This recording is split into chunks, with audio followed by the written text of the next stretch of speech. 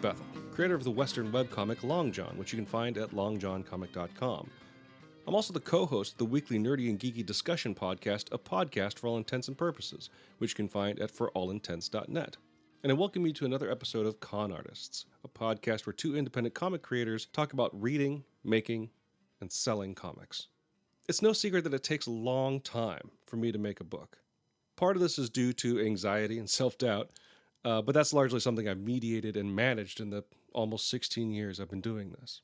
It's actually because I do the whole thing myself: writing, drawing, inking, coloring, lettering, printing, and publishing. Also, as a full-time English professor, I really only have dedicated time to work on my books during the breaks, which end up being much shorter than they seem.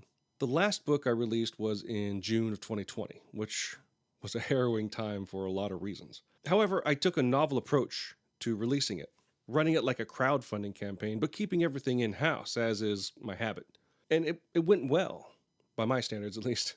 And when it came time to market my new book, just this last December, I took what I had learned and made modifications, resulting in an even more successful funding campaign. Success aside, marketing a book is a lot different than making one. It requires a certain level of gregarious carnival barking and a deep analytic understanding of audience, two traits I could probably develop more. At the beginning of December, I sat down with Kyrun Silva of Taurus Comics to talk about marketing books. Kyrun just released his newest book, Starcore, after a successful Kickstarter earlier in 2022. In a lot of ways, our two books are about as different as can be. But when it comes to getting people to simply pay attention in the first place, wrangling their interest enough, selling the story enough to want to invest in it, then every book becomes the same two things: an albatross around your neck and a polished pearl you brought up from the bottom of the sea. I hope you enjoy this conversation about marketing and selling a new book from two con artists doing their best to make a buck.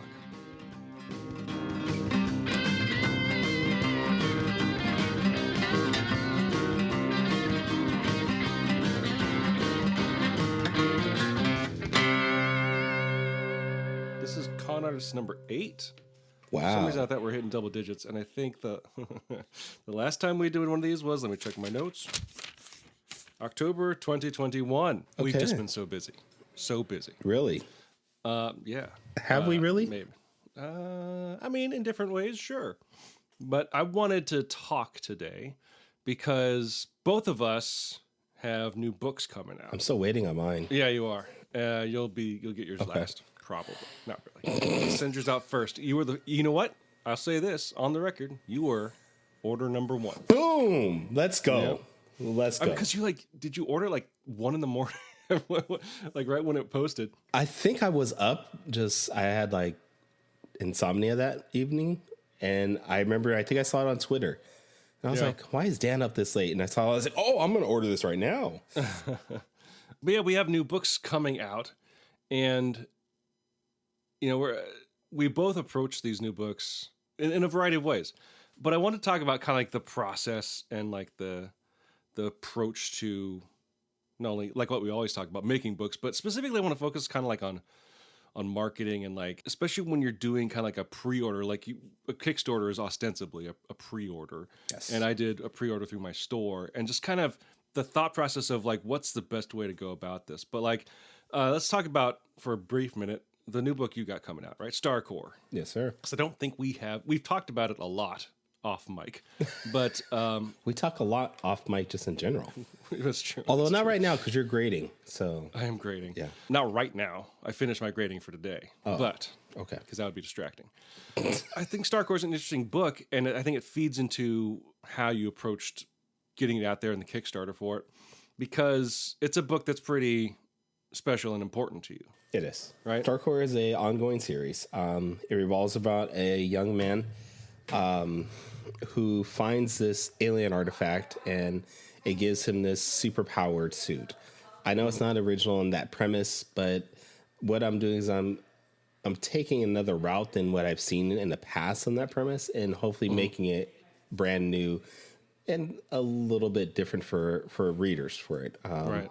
I'm focusing more on his interactions with the suit and his family's experiences with the suits. That's the biggest thing about this. And I've noticed on a lot of my stories, they focus on the family aspect of like interesting what a family is for a person, because it's not all the time your family is your blood.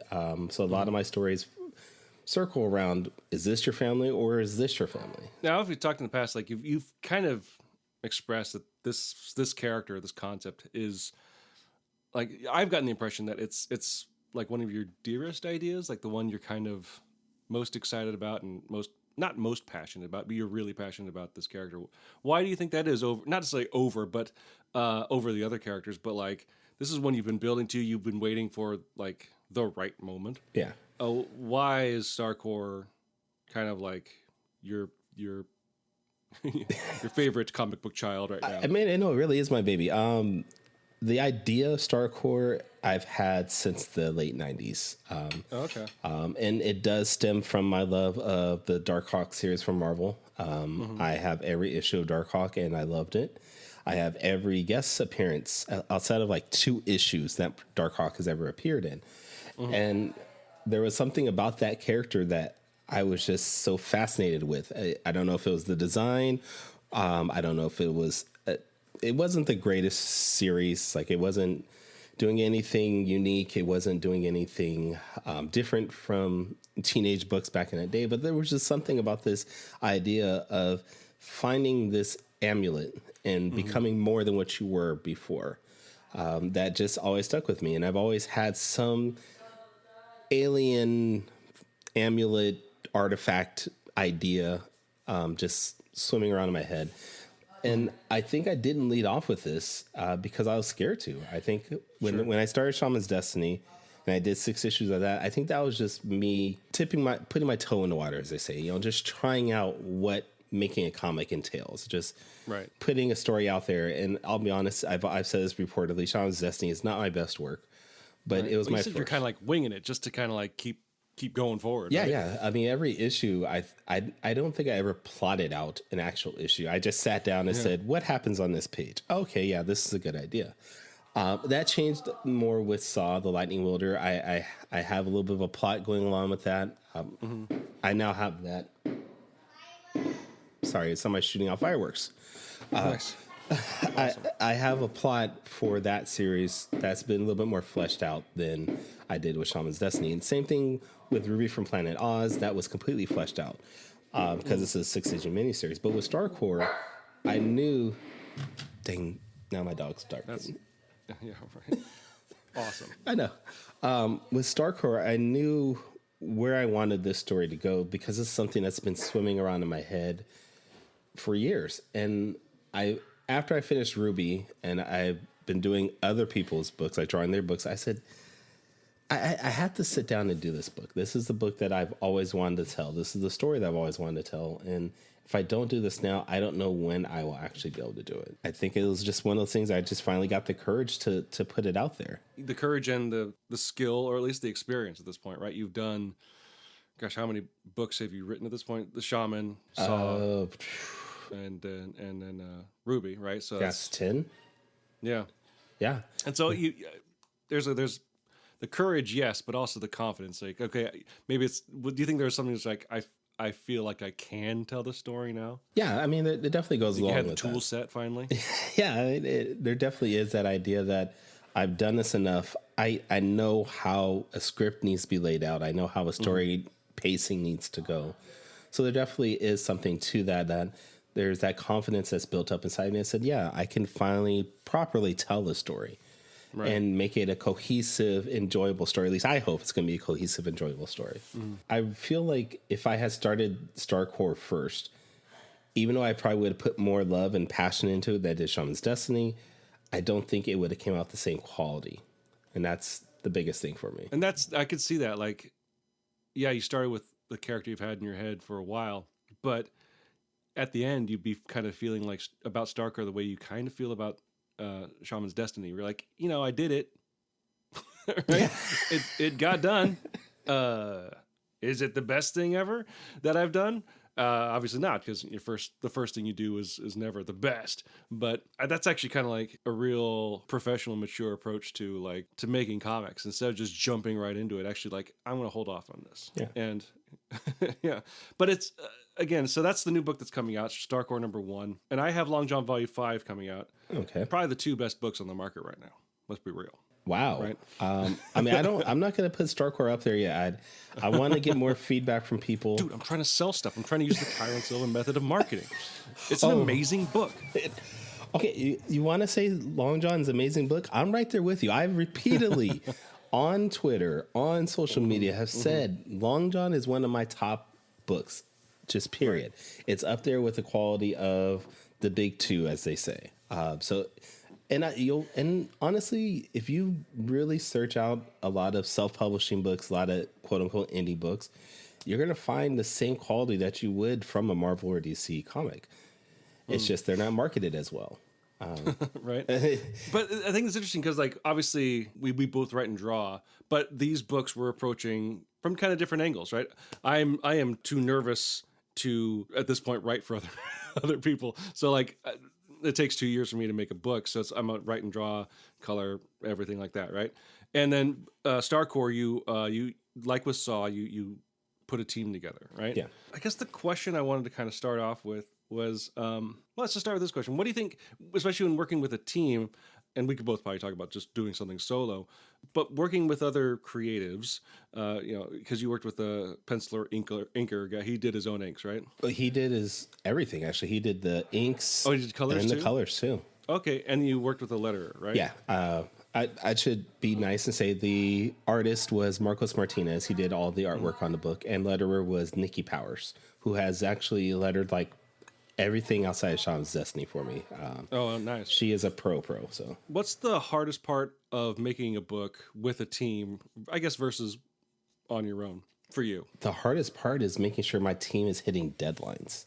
Sure. And I'm not someone that will try to negotiate pay with a team. Like if I want to work with you and you tell me a rate, I'm going to pay you that rate. Because I want to have as little animosity between us as possible to make this book better. But the moment that we start that work, it's hard to keep an artist primarily focused on that book. Right. And when I have a deadline, like I was supposed to have this book out in September of 2022. It's now December 2022. People are just now getting it because my artist unfortunately caught behind on his work and we had to delay things. And then when I sent it off to the printer, it took like a month to get back to me. So it's just keeping these deadlines and making sure people are on that same path that you want is probably the biggest thing. Yeah, I see. That's I think the hardest part for like true indie creators like us, where like you have an imprint, but it's not like a business with like administration and like payrolls and stuff like that, right? Because if you have like a business, even if it's a small publisher, like I don't know, something like Aftershock or Scout Comics or something like that, although I think they're kind of bigger than I realize. Yeah, they're actually really big. Quick edit here. Due to the nature of how this show was recorded, edited, and released, we actually recorded this about a week before it was announced that Aftershock Comics filed for bankruptcy. So just want to point that out. That was on the horizon, and it hadn't happened yet. Right, they're hiring artists where making art is their full-time job. Sure. And like for us, we tend to work with people where are working day jobs and it's their side hustle, right? And so like, but that doesn't like excuse deadline missing. And I'm not trying to talk down your artist or anything like that, but like there's a responsibility on anybody that gets hired saying like, I will have this done by this date. Yeah. And set up some kind of contingency that if you miss that date, something happens. But yeah, so like well, I guess what I'm saying is like in our workspace where we are in the comics world, yeah, it's all a balancing act. I can understand the artist situation, but I can definitely understand your situation too. And that's something I think what you're talking about there is probably the most common issue I see in the super indie comic space. Yeah, and I'm finding a lot of creators nowadays when they have these agreements with artists, they'll put in contingency plans into a contract and have the artist sign it, saying, "Hey, if you don't hit this deadline, I take back X amount of money from your pay, or you know, whatever percentage it might be. And you're seeing that nowadays because too often, and unfortunately it falls on, honestly, a lot of times on the artist. Too often the artists just don't hit their deadlines. And mostly it's because a lot of them, like you said, they're working side jobs, so they have families, things like that, and they can't do it. Sometimes, though, this is their full-time thing. But what happens is that they take your project and they take another project and another project to help them make ends meet, and then they get caught up. Their eyes are bigger than their stomach, right? Yeah. And, you know, I get it. Everybody's got to live. Everybody's got to eat. But you've got to take some responsibility and say, hey, I screwed this up. I'm going to work with you directly and make sure we get this back on track. And sometimes you're not going to get that until you've actually worked with that person for a book or two, because some part of it is a lack of respect between an artist and a writer. Some artists look at you as this tiny publisher. You're not Marvel or DC, so you don't have any respect to this artist. You're just some guy on the internet. Unfortunately, the artist I had first saw issue 3, I had to let him go from issue 4 because he just wasn't hitting any of the deadlines I made for him for issue 4. Yeah. A fantastic penciler, fantastic draftsman, but if I can't get consistent work on a reasonable pace from you, I can't work with you, because I'm trying to make money just like anybody else. Right. And, you know, this is a business, and I'm going to treat it like a business. I want to be friends. I want to be nice, but I'm going to still treat this as much of a business as possible if it hurts my bottom dollar. So I guess in contrast with that, what do you think the hardest part of making comics all by yourself is, since you've done that as well? God, the hardest. Because you did that with Shamans Destiny, and then in a more maybe focused and planned capacity with Ruby, right? Yeah. Honestly, it's the marketing part of things.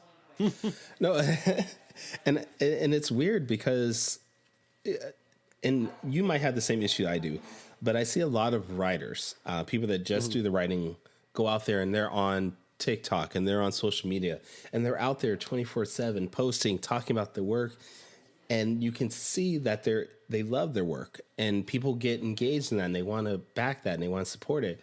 But then you get people like you and I who are writing and drawing, and then we're also doing our family stuff. I don't know about you, but I don't really have the energy to sit there and post 4 or 5 times a day about my book. I love my book. I want you to look at it. But talking about my book that much, along with drawing it and writing another book, it's exhausting. There's also, for me, and you have this, probably not as bad as I do, I hope. And this is an interesting contest I see with a lot of people who just write. And I'm not denigrating them at all. Like, different personalities draw people to do different things, but I am painfully introverted. Yes. Right? And a lot of writers I know, I'm sure we are probably thinking of, in terms of maybe even the local scene, of the same 2 or 3 who are very outgoing and very, gregarious and love just kind of mixing with people, Yeah. And it's awesome to see them thrive in that situation. But there's a part of me that's just like, oh boy. Yeah. And like you said, part of it is also, I'm doing everything for my book as well as working. Right. And so yeah. I'm like, that's like the last thing I want to do is go like we were joking about earlier, is to just go on the internet and say, this is the most amazing thing I've ever done. And it probably is, but I every time I say it, there's a parentheses next to it going and I'm exhausted. Yeah. Right. Yeah, exactly. And again, we're not putting anybody down.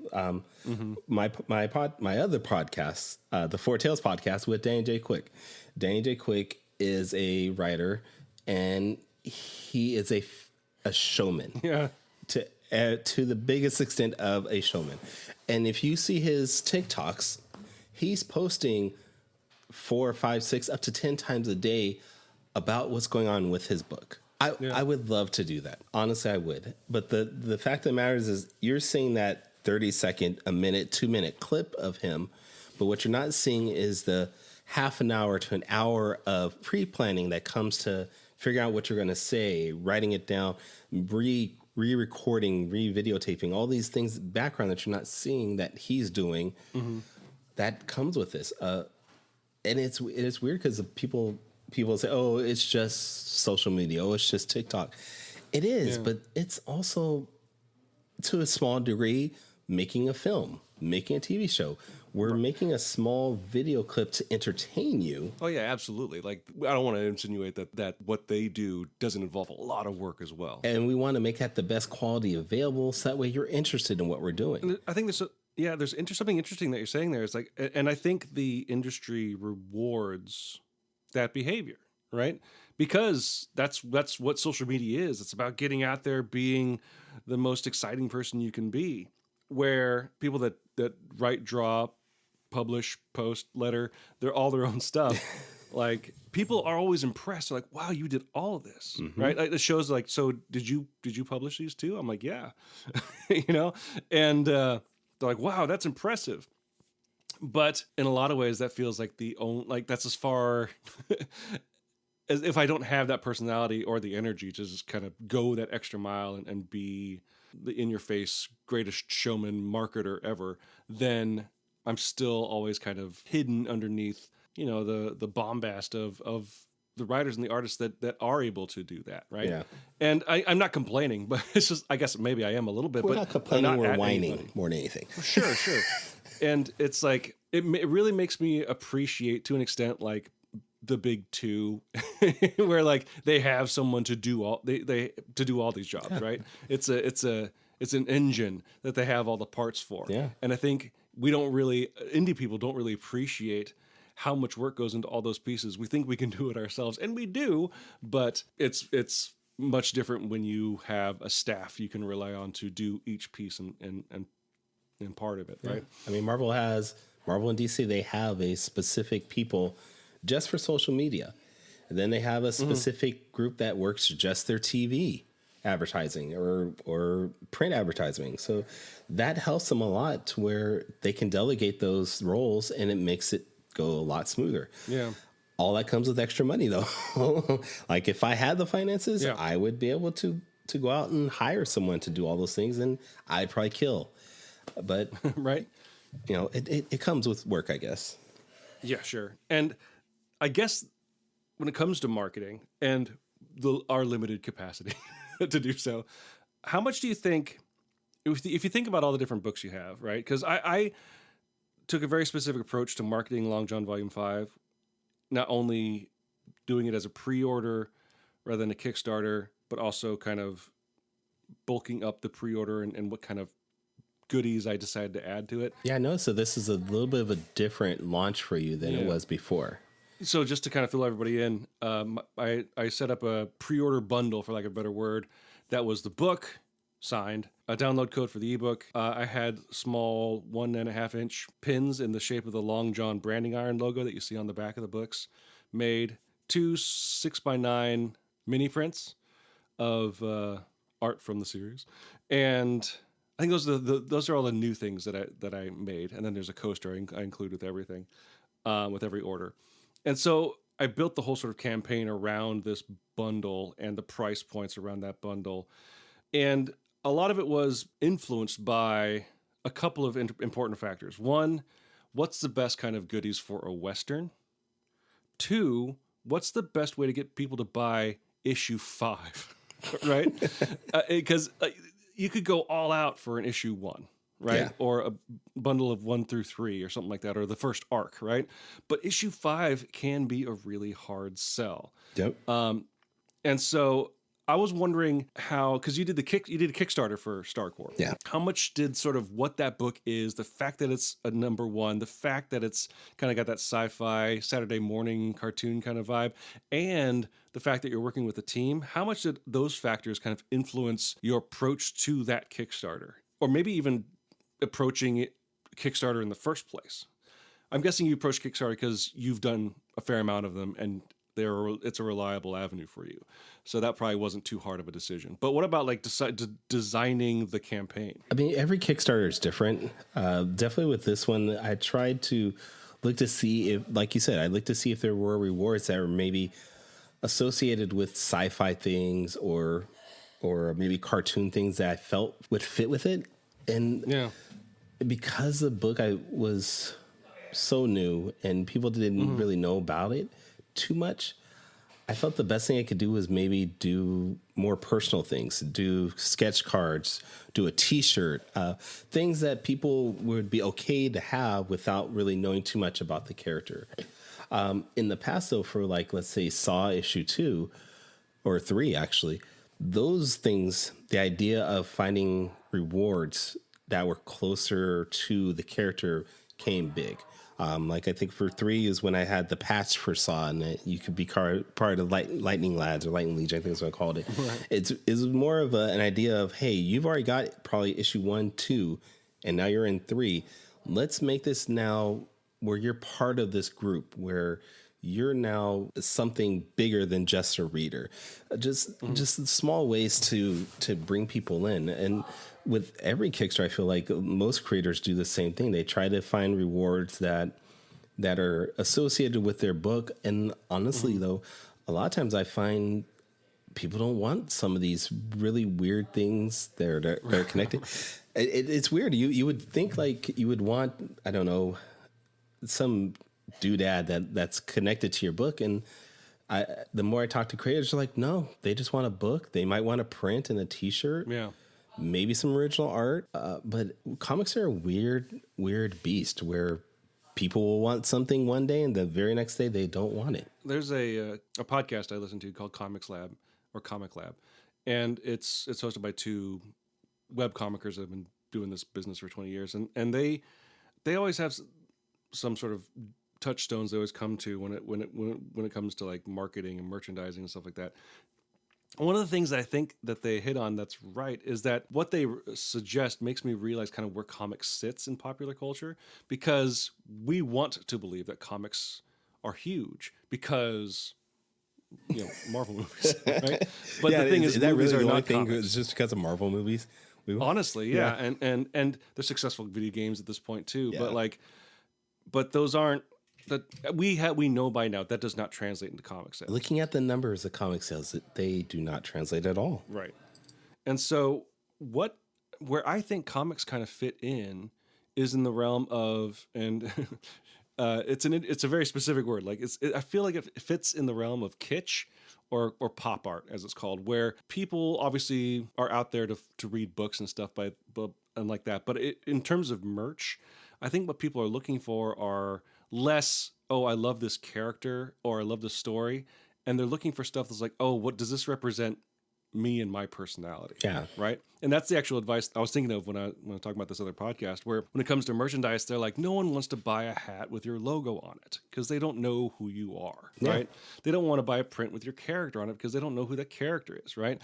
Something we've complained about, let's just say, about like the print walls of all these wonderful artists, but there's no original characters on there. No. And that's for a reason. And so like if you can make a print that is as much like, kitschy, fun, quirky art piece as it is related to your comic, then all the better, right? I've seen that also with a lot of creators now, that they, instead of doing a traditional print where you have like superhero X and superhero pose, they're now doing more of superhero in chibi form or maybe goofy manga form. And because they want something that's, more pop culture, like you're talking about, or you'll have that person do like a painted painting or just something that's not just a standard superhero comic book look, which is weird that you want this print of a comic book character, but you don't really want it in a comic book form. Okay. Like our shirts with like catch lines or phrases on them instead of like the character, right? Yeah. Maybe it's a quote from your comic, but it's like also something that like you could say to your boss, but you never get the chance to, right? Something, more like, quirky, sassy stuff. Yeah. And that's an important thing. And I did think a lot about that, and I did break that rule really hard when I made these pins, but it was a very conscious choice because it's my logo, right? Well, it's not the comic book, like front of the comic book logo. It's like the emblem, I guess. And it's the LJ that we're talking about, right? Right. The reason why I went with it, despite it probably, being a bad idea. Well, one, I knew it was going to be a pack-in for the bundle, right? I love how you just throw that out. It was a bad idea. Well, we'll see. Actually, I will know if it's a bad idea because I ordered a bunch of them, and I will put them on my store once the pre-order's done, right? That will show me if it was a good idea or not, right? But the other reason why I thought it was a good idea and this is something I can see you getting upset with me about not leaning on more, is that what I ended up with is not necessarily what I planned on doing, which was maybe exploiting the news of the possible TV show that's happening a little bit more. I was thinking maybe making a pin that said like, the Long John posse. Like this is like a tchotchke you can get that shows that you were a fan of the comic before the show came out, right? Trying to portray it on that kind of hipster ideal, right? Yeah, you do know me well enough because I am mad that you did not do something like that. I know. So I was thinking about using just these normal pins for that in some sort of shape or form, but I got a lot of them. I need to sell them, right? That was a weird sort of like emotional struggle in a way, or logical struggle, because the news is cool, right, about the comic being bought, but like at this point, it's in development. There's a lot of things that could happen where the show never happens. So I can't be like. It feels disingenuous to be like, hey, that's why I haven't put like a show on FX, like on my banners and stuff, because it could never happen. And then who looks like a jerk? And then you spend all that money on a banner and you can't use it. Exactly. It was wishy-washy. And of course, like having your stuff optioned is very strange legally. And also in terms of what you can do with your own IP to an extent. So I didn't want to push any buttons. Well, I'm literally pushing buttons, I'm pushing pins, right? But I was gonna say you push buttons on the computer. I didn't want to step on any toes. Okay. There we go. And as cool an idea it was also this more work, energy, and time than I had to dedicate to it, right? Which goes back to what we were talking about before, just in terms of making decisions with regard to marketing. Was there anything any ideas, kind of like what I was talking about, that you had for the Starcore Kickstarter that you wanted to do that you didn't get to do, or like what I was talking about, the pins kind of shifted into being something else? Or is there any sort of reward for a Kickstarter that you've always wanted to do and haven't done yet? Oh, wow. Actually, I don't know if there was anything I didn't do with Starcore. I think when I started the Kickstarter for it, I was pretty set on just doing basic things with it. More than anything, just because I didn't want to get bogged down when it comes to the shipping. Yeah, that's another really good point. Yeah, because and people, if you don't know, shipping is expensive. Right. Actually, be lucky, because you said today you didn't get any international orders with this Kickstarter, right? Yeah. Be lucky you didn't, because I know there's been some stuff, especially in the UK, where like shipping has gone bananas. Yeah. I know in the past I've wanted to do like rewards, like people could purchase the original artwork from the book. Yeah. I've wanted to do a cover where people can maybe buy in and have their original character maybe on the cover, probably with like Saw, if anything. Right. But outside of that, I don't think I've ever not done something that I didn't think about. I'm just trying to go back on it. I don't think so. Just because I'm a pretty simple guy, just in itself. I'm a pretty simple guy, so I don't try to do too much flashy things. I'm hoping my product and maybe my personality sells what I need it to sell, and that's it. But I know that, though, for you, and going back to the LG symbol, that isn't your first time, though, doing something that's associated with your book, because you've also done the coasters and you did the bookmark, and I want to say you did something else. I think that's it. Okay. And the coasters was probably the most original idea I've had. Which I still have my coaster, which actually has a drawing on it from Dan. Nice. Yeah. Nice. What was the drawing of? Was it just Long John? No, it was Lord Eclipse. Oh yeah, that's right. Yeah. Yeah, they're not good coasters. When we say they're not good coasters, we mean their quality doesn't last, or don't put wet drinks on them. They will. I mean, they do their job, and then they don't put rings on your table. But if you want to preserve it, I would say laminate it first or something like that, okay. Right? But that's why I got them, because they were cheap and I could get a lot of them. Yeah, I think I'm finally actually getting low on the inventory of that, and I have to decide if I want to do that again, make a new design, or do something else.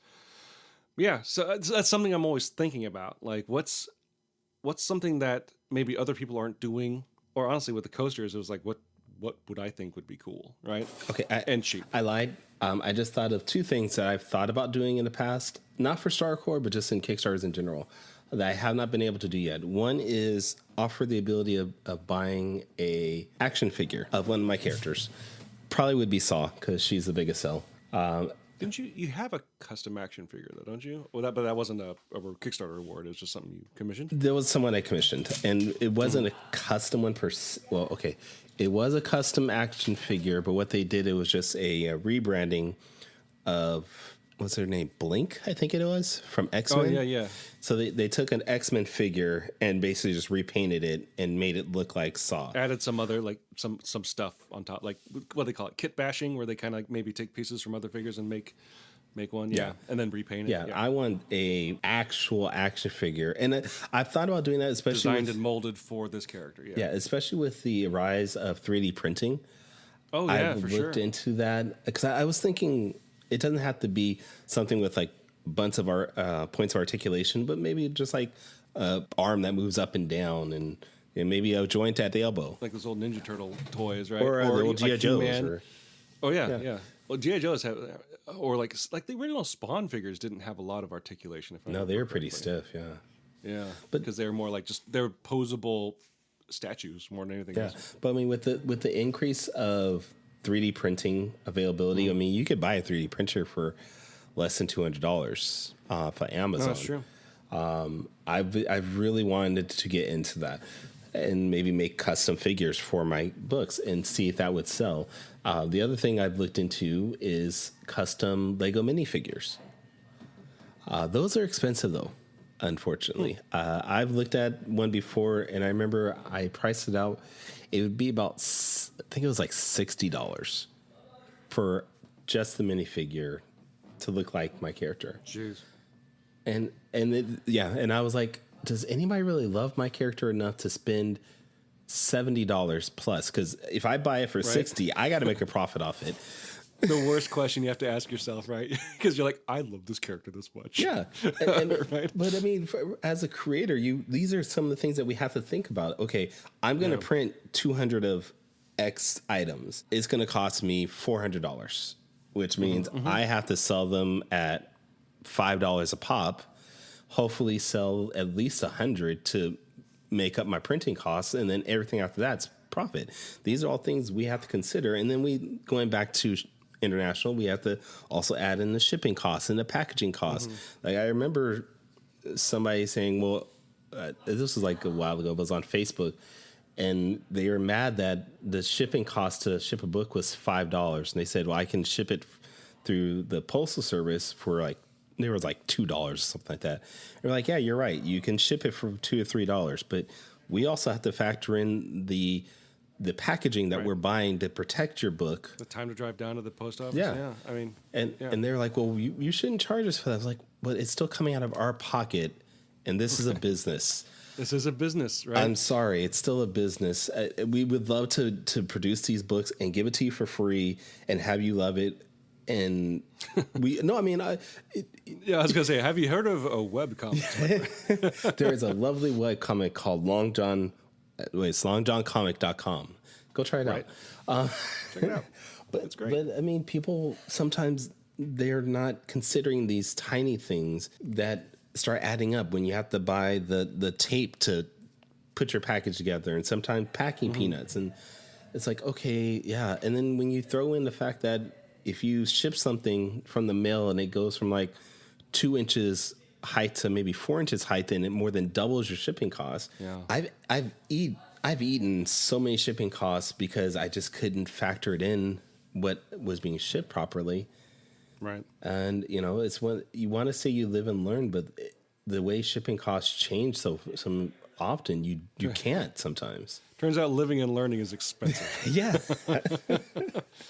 What do you think has been the most successful marketing product or tool that you have come across? What's the thing that, if not is always reliable, is generally reliable? Spamming on Facebook. Interesting. Yeah. And I know... Actually, though this is coming out perhaps long after, but not long and like super long, but this is coming out obviously after we record it. I did that for the first time really today, and like I say, it rewarded in droves, but it got a couple more sales where I was not having them otherwise. I know. So I can support this idea. I'm surprised. Facebook of all places too. And it's weird. And don't get me wrong. You can go on Twitter and you can go on Instagram and you can do it on TikTok too. The problem is, at least I find, that it's harder for your posts to be seen on those algorithms for those social media platforms, particularly for TikTok and Instagram. I don't know what it is, but when you post something there, it just gets lost in the shuffle a lot of times. I think Instagram has a couple problems because Instagram I think is great for building an audience, but the click through is terrible. I don't think I've gotten any purchases really from Instagram. I think part of that is because you can't have clickable links in posts, right? You always have to say link in bio. You can on Instagram stories though.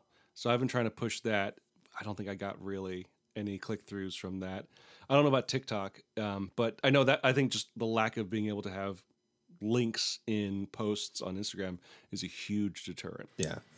And going back to Facebook, it's not just posting it directly to your timeline. I want to say like I'm part of 30 or so Facebook groups that are just all about comic books and either selling comic books, talking about comic books, something. And when I have a Kickstarter, I have a list of every group I'm in that I'm going to post in that day. It's about 5 to 6 groups. I post the exact same thing into each group, and then I come back the next day and post it to the next group, so I don't get banned for over spamming things. Yeah, you hit that wall a couple times. Yeah, and you'll be, and you know, the way I think of it is like TV advertising. They say most of the reasons that TV advertising works is because you're seeing it over and over again, and you get stuck in your mind, and you go to a store and you see that product, you're like, oh yeah, I remember that, I'm gonna pick it up. Yeah. I think of it the same way. If I post my Kickstarter link into every group every day, repeatedly sometimes, enough people will see it where one day they'll say, you know what, I've seen this 5 or 6 times, I'm going to check it out. Yeah. And then from there, you have to make sure that your page, whatever it is, if it's a Kickstarter, your website is alluring enough to where people then want to buy it. It surprises me how, especially in the comics realm, Facebook seems to be the most viable social media in a lot of ways, considering everybody in every other context, everyone's like, Facebook is dead. It's just there for conspiracy theory boomers, right? It is, but if you really think about the demographics of comic books right now. Comic books right now are not a young person's game. Mm-hmm. A lot of them are reading mangas. A lot of them are reading, webcomics. Yeah.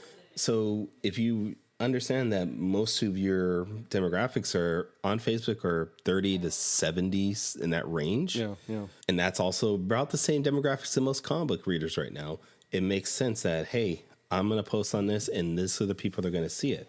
Now, that doesn't mean that you can't go to Twitter or other social platforms and become well known. I've said this on my other podcasts a few times. It's about Fourtails Podcast. Yeah, the Fourtails Podcast. I'm gonna make sure I plug that enough times so you remember to go see it.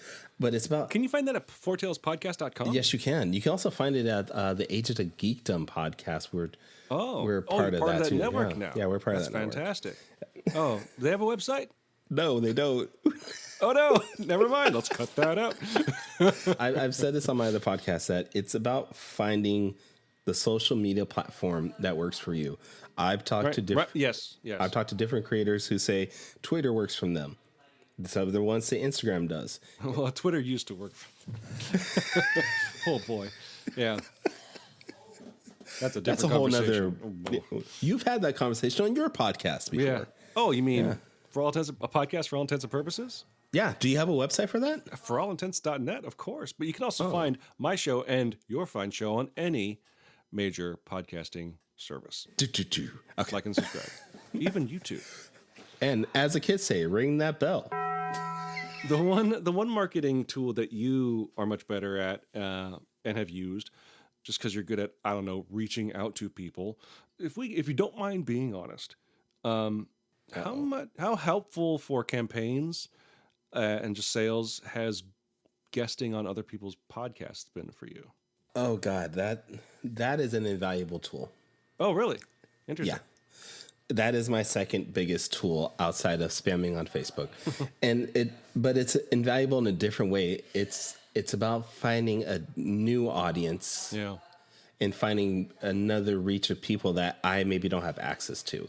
Right. Especially if you do decide to do a social media campaign or a crowdfunding campaign like Kickstarter, Indiegogo, you're going to find in the middle that you have the lull. And that's where you get no backers, you get no traffic to the website.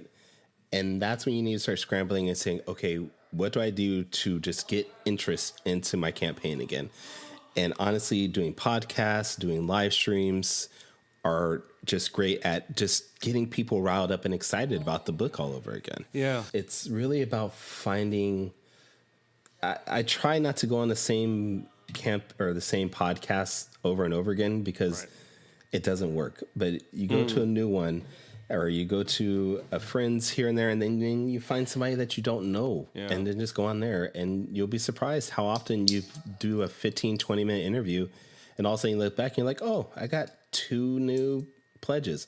Sometimes it's from the person that's live streaming themselves. Right. They're just like, hey, you know what? I like their interview. I'm going to go back your campaign. That happened when I went on to a certain Fourtails podcast. All of a sudden I had a new sale from one Mr. Quick. Yeah. But what happens is, especially with Kickstarter, once they back your campaign, if anybody's following them, then their followers get notification that you backed my campaign. And that could lead to another sale. And that's why you'll hear a lot of people say, hey, back my campaign, even if it's just $1. It's not because they really want your support. I mean, they do want your support. Duh. Sure. Every dollar helps. But it's because they know that once you put in that $1, Kickstarter then sends that notification that, hey, Danny J. Quick just backed Dan Bethel's Kickstarter. They don't say how much you backed it for, but they say they just backed this Kickstarter. Do you want to go check it out? Maybe you get somebody to check it out. But it's just that domino effect of one person looking at it, then another, then another, and then another. I'll admit, I'm torn with the crowdfunding angle, not from crowdfunding in its own right. I think it's an invaluable tool that is important for the indie scene. It's given a lot more money and voice to indie creators, without a doubt. For me, it's just like having the time, patience, and planning to do one effectively is stopping me. But it's not Kickstarter or associated crowdfunding websites that bother me. The thing I keep rubbing up against is that it seems like the industry doesn't care about you unless you're running a Kickstarter. Because that's what on Twitter I see a lot of people with podcasts going like, "Hey, who's running a Kickstarter? Put comment below and we'll get you set up." I'm like, I make a comic. Is that good enough? Right? And so it's like, there's a part of me, and even like websites like bleedingcool.com, it's like the press releases that they're publishing are mostly just people, and a lot of these news websites are simply just combing social media, going like, who has a Kickstarter? I'm like, well, how do I stand out in that noise, right? Yeah. Which is, then there's like, well, maybe you should just run a Kickstarter, Dan. It's not that hard. Well, I mean, it's hard.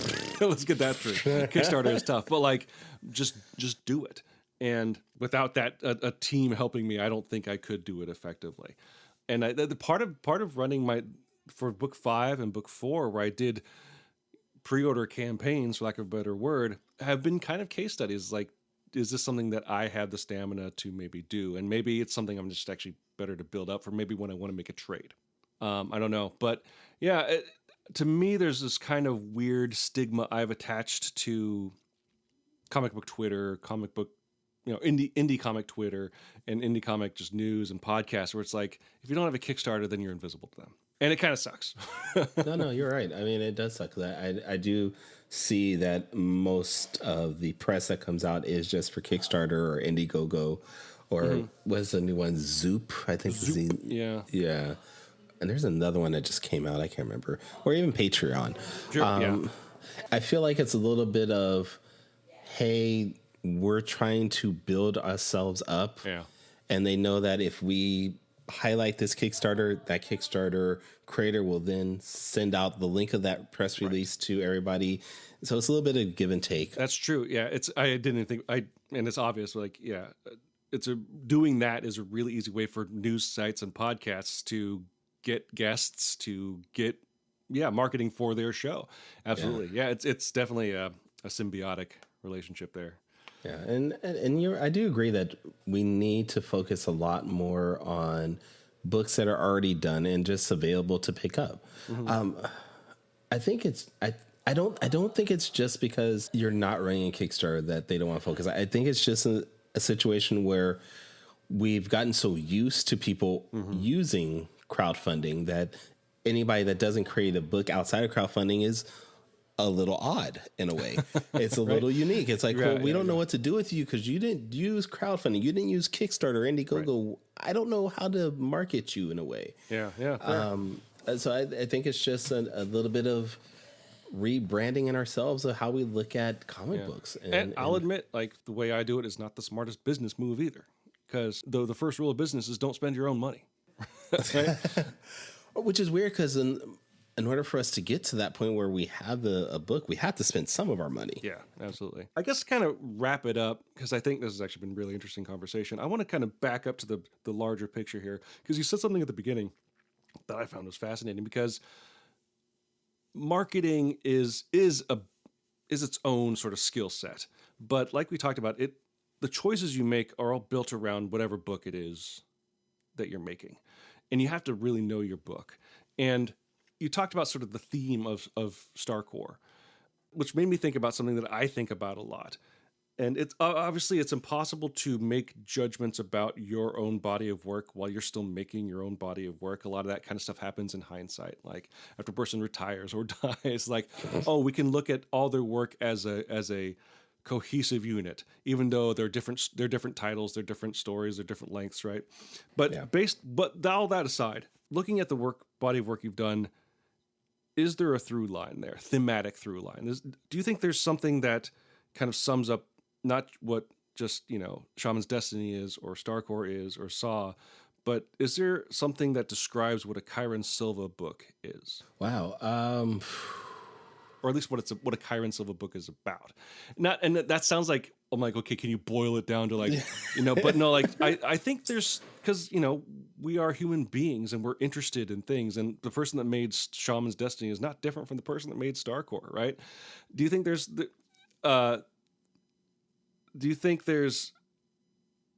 that sort of spice that's peppered, that's sprinkled, there we go, over all your books? And if so, what is it? Because you mentioned family, right? Yeah. The biggest thing is, wow, you really have me thinking on that now. I think that there isn't like one general theme on everything. Yeah. But there is the idea that all my characters are probably extensions of myself, honestly. Oh, sure. Yeah. I would want to say like Shaman's Destiny is probably my adventurous side, just the idea of just trying new things, just going out there and doing things. Saw is my protective side, just protecting the people around me. Yeah. Ruby is honestly, Ruby's probably like my introverted side. Where she's fighting, but she's trying to figure out what she's really fighting for. And Starcore is probably like a little bit of my quirky, funny side. But I think it's more of just this idea all my characters have, that they want to be more than what they are. They want to be not necessarily something bigger, but just they want to be seen more than what the outside people perceive them to be. And I think that's probably the biggest thing for the characters themselves. Right. What about you? What about with Long John? And I don't know if we want to consider Eben07 a Dan Bethel character per se, but I mean definitely Long John. Since we co-wrote it, I'm definitely sure that my own themes kind of came through, especially the last story arc we did. But I think about that. I think about Long John. I think about even like fiction I've written, because I got my bachelor's degree was ostensibly a creative writing bachelor's degree. I wrote 2 short stories for it. And all the stories I plan to tell. The one thing that really, even if when I try to avoid it, they always tend to be about friendship. Okay. You say that with such a question mark. I'm like, are you sure it is? Oh yeah, I think a lot of my stories and the stories I want to tell are always investigating friendships and how people that, like you were talking about, like that aren't born into the same family kind of interact with each other. I think that's definitely it stems from me, not to get too personal here, but like it stems from me being an only child. And it stems from me growing up in a divorced household. So like, I really value the found family idea, right? Like, right. Sure. One of the things that I know really kind of was confusing to me as a kid were like, I had a friend like, oh, I'm like a brother. They're like a brother. It must be like this. I don't know what it feels like to have a sibling, but like, and then so like I see someone like a friend make fun of their younger brother, so I make fun of the younger brother. Like, dude, why would you do that? I'm like, oh, okay, so I'm not okay. Whew. I don't know what I am, right? And so, but there are certain friendships, and that we all have, like, but that have meant a lot to me in different ways throughout my life. And at the core of Long John is the betrayal of friends, right? Yeah. And him kind of coping with that loss. And I know like the stories that I want to tell after Long John, all kind of like are they start with that kernel, right? Maybe that'll change over time, but for now, it's like it's kind of a fun thing to write stories about, you know. Mm-hmm. So I guess what we're saying, listeners, if you like friends and family, then you should definitely check out Starcore and Long John. Yeah, definitely. And if you don't like friends or family, check it out anyways. Yeah. And I think asking that question is also kind of an interesting thing to think about when you sit down to write a script or start a new project. As a way to like, well, are you just leaning on stuff you've already done? And if so, recognizing that and like making that right turn, right? And trying to do something different.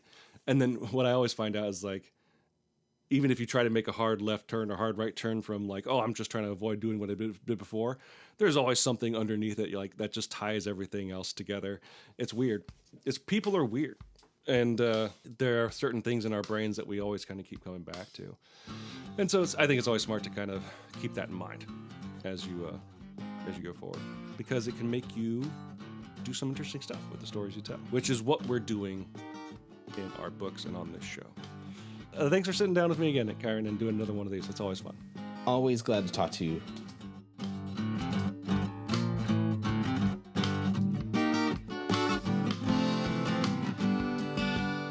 I'm a big fan of process.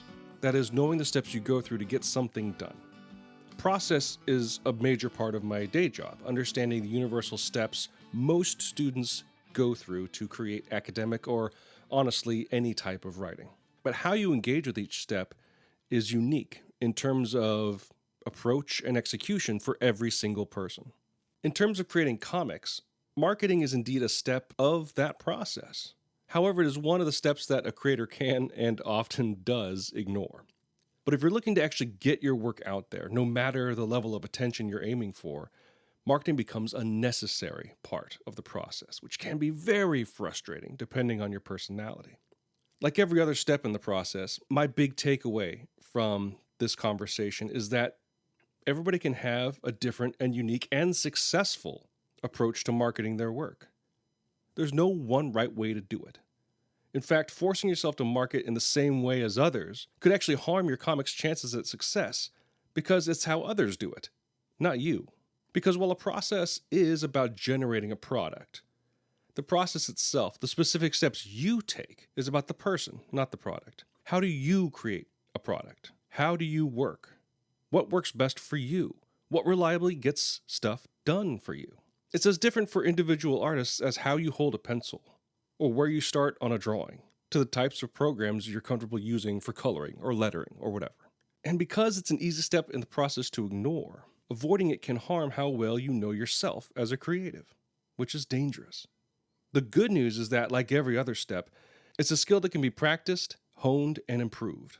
while getting out there and trying stuff out is probably the most effective form of learning and improving, I must say sharing ideas and talking to fellow creators can't be far behind, and it's more fun. I want to thank Kyrun Silva of Taurus Comics for sitting down with me to share some insights on marketing new books. And of course, I want to thank you for listening to Con Artists, a podcast about two independent comickers doing their best to make a buck.